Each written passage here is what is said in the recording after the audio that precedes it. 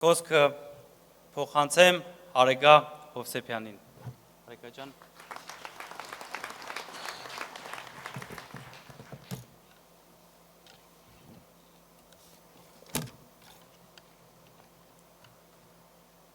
Մեզ հաճախ են հարցնում, որն է խաղաղության ձեր այլընտրանքը։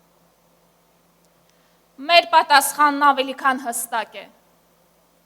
Խաղաղությունն այլընտրանք չունի։ Այլընտրանքը երաշխիքներով ապահովված խաղաղությունն է։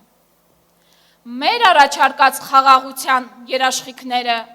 ոչ թե հեռախոսահամար, ձեռքսեղմում կամ լուսանկարն են, այլ հզոր պետությունը, հզոր տնտեսությունը, համերաշխ հասարակությունը և բազմակենտրոն արտաքին քաղաքականությունը։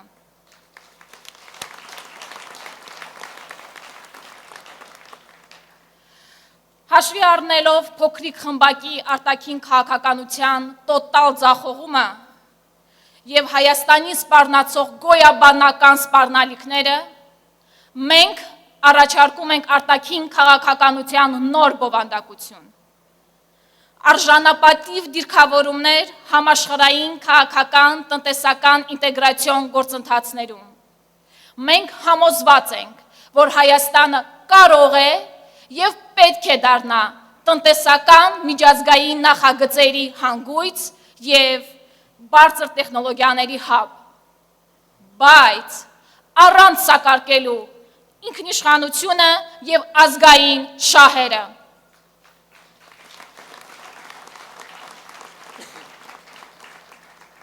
Մասնագիտական քննարկումների արդյունքում մենք ամրապնդել ենք մեր այն համոզմունքը, որ զսպումների և հավասարակշռության ռազմավարության մշակումը և ներդրումն են և մեր համազգային համախմբումը բոլոր տեսակի խաղաղությունների երաշխիքը։ Մի անինքնիշխանություն, որի գինը սեփական ժողովրդի մի հատվածին զոհաբերելն է, ստորացուցիչ է հենց այդ ժողովրդի համար։ Սիրելի հայրենակիցներ, մեզ ասում են մոռացեք ձեր պատմությունը, մերժեք եկեղեցին, ձեր սիմվոլները, ազգային արժեքները։ Սա ազգային ինքնության վերաձևակերպման գործընթաց է, թելադրված մեր թշնամիների կողմից։ Այնուամենայնիվ, կա պարզ ճշմարտություն, երբ քեզ չեն հարգում քո իսկ դաշնակիցները, չի հարգելու նաև թշնամին։ Այսպիսով, 3 պատերազմ բերած մարդը մեզ առաջարկում է ոչ թե խաղաղություն, այլ մեղսակցություն։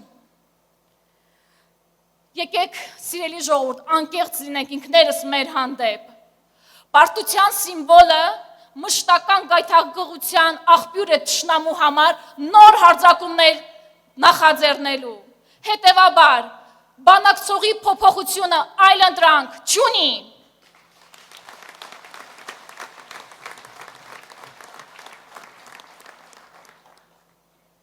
Ճապոնիա, Թուրքիա, Ֆինլանդիա, Իտալիա և շատ այլ պետություններ ևս իրենց պատմության ընթացքում կործանարար պարտություններ են կրել, բայց կարողացել են ոտքի կանգնել և գրանցել զարգացման նոր բարձունքներ։ Մենք համոզված ենք, որ այդ հաջողությունների գրավականը 3-ն են. ճիշտ ընտրված սոցիալ-տնտեսական մոդել,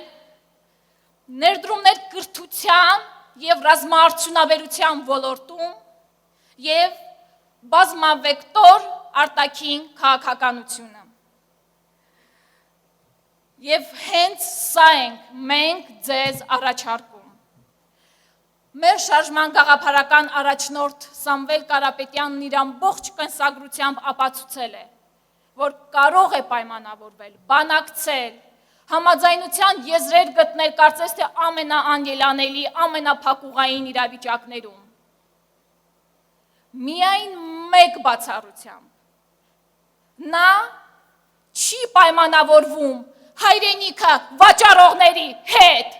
Նա, որպես հայ տղամարդ, չի սակական ձեր, իմ, բոլորիս արժանապատվությունը, այսօր բանտարկված է մեր արժանապատվությունը, իդեմս Սամվել Կարապետյանի, մեր սրբազանների, բոլոր գերիների, Բաքվում գտնվող մեր բոլոր գերիների։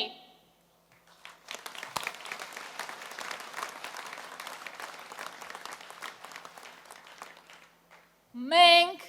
գալիս ենք ապացուցելու, որ թշնամու կողմից բոլոր թելադրանքներն անվերապահորեն իրականացնելուն կա այլընտրանք։ Եվ այդ այլընտրանքը հզոր տնտեսության միջոցով կայուն անվտանգությունն է։ Բերտության որդեգրած արտաքին քաղաքականությունը չի կարող հիմնովին փոխվել մի փոքրիկ խմբակի կմահաճույքներով կամ մի քանի տարին մեկ։ Մենք բաց հայտարարում ենք, որ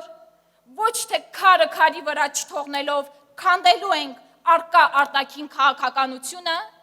այլ ելքեր ենք փնտրելու, կառուցելու ենք որակապես նոր հարաբերություններ մեր ավանդական դաշնակիցների հետ եւ գտնելու ենք նոր դաշնակիցներ։ Մենք բոլորս արդեն իսկ ականատես ենք եղել զրոյական կետից արտաքին քաղաքականություն սկսելու process-ին եւ մինչ օրս կրում ենք դրա ծանրագույն հետևանքները։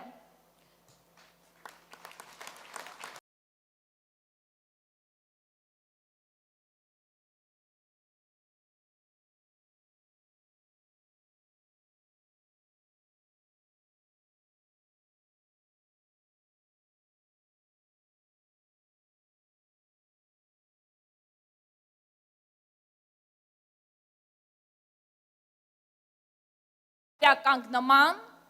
և փոխադարձ պատասխանատվության ձևավորման վրա, սփյուռքը դիտարկելով որպես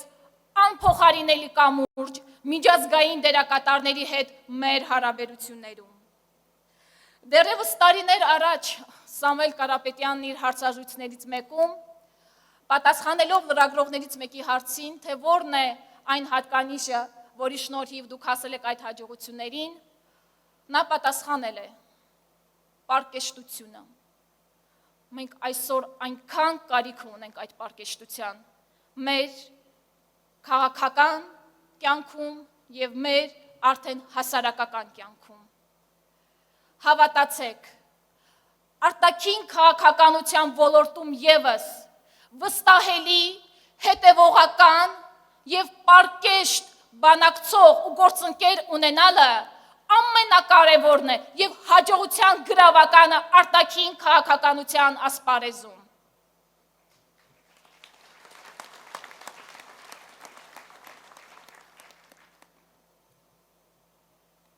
Եվ վերջապես Արցախ։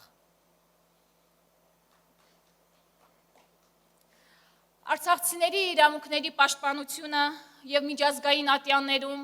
նրանց իրավունքների պաշտպանությունը Մայր Հայաստանում նրանց արժանապատիվ կյանքի ապահովումը մեր թիմի համար սակարկման ենթակա չէ եւ այլընտրանք չունի։